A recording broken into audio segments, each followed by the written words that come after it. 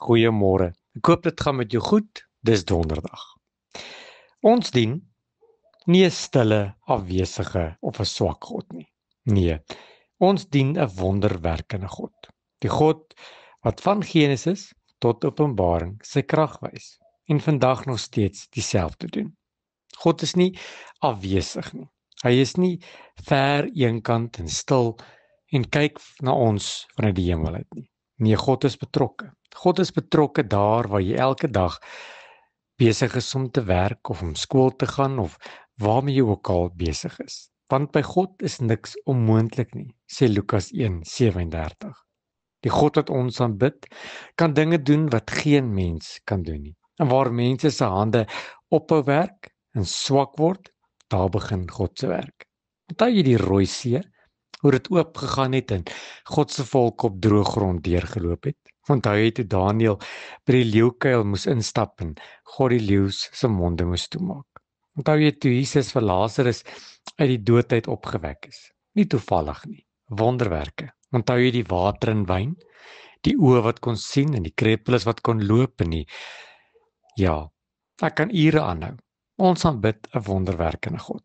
Hy is nie beperk nie, maar kan doen ver bokant wat ek en jy kan bid of doen. God se wonderwerke is ook nie net fisies nie. Ja, hy genees en hy laat mense sien en krepeles loop, maar hy doen ook wonderwerke van vrede in die storms van elke dag.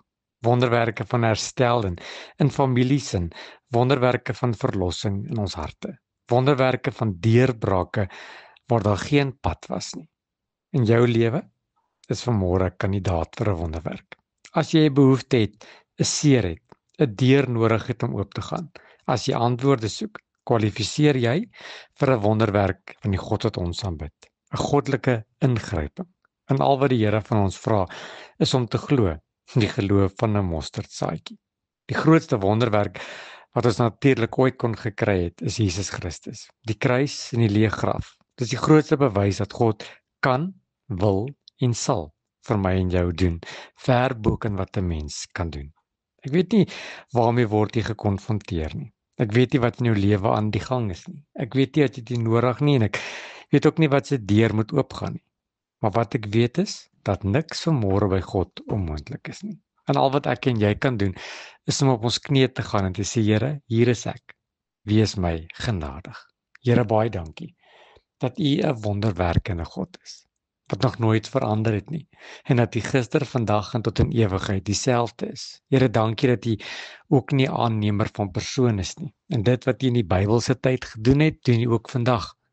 U is nie beperk nie. Here, ek wil vanmôre my omstandigheid en my probleme, my tekortkominge in U hande kom plaas. Here, ek het alles probeer, en nou wil ek vra dat Here U, die wonderwerkende God, vir my ook vandag 'n wonderwerk sal doen. Al die lof en al die eer kom aan Jesus. Amen.